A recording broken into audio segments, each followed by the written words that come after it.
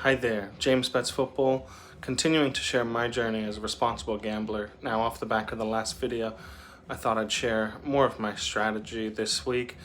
Now, the Champions League starts back up, but it's only week one and it's only the group stage, so it's hardly a must-win match for any of these teams. Now, some of the matchups may feel like it, or you may have a favorite there, and there is value out there. But for me, I'm trying to pick pure winners, that it's a good team against a bad team. And a lot of teams, they're really focused on their league campaigns, and anything in Europe is a bonus. Now, there's some teams that are probably a shoe-in for the next round, but the new format started last year in the Champions League, and they play like, I don't know how many matches, if it's 8 matches, I think.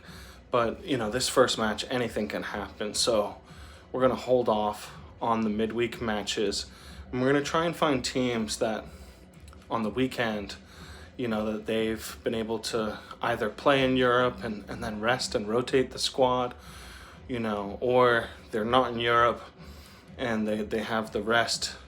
So it's a tough balance to find that.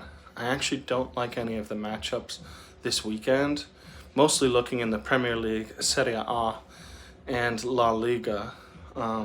There's still value there as well.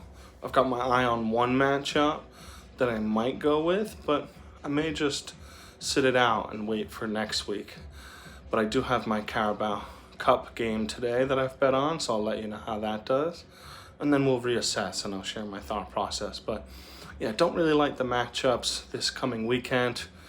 I'd recommend avoiding the Champions League because none of these are must-win games at this stage. But yeah, we shall see. Should be interesting matchups this week, both in the Champions League and the top 5 leagues, but we'll reassess after today and go from there. Thanks for watching and have a good one.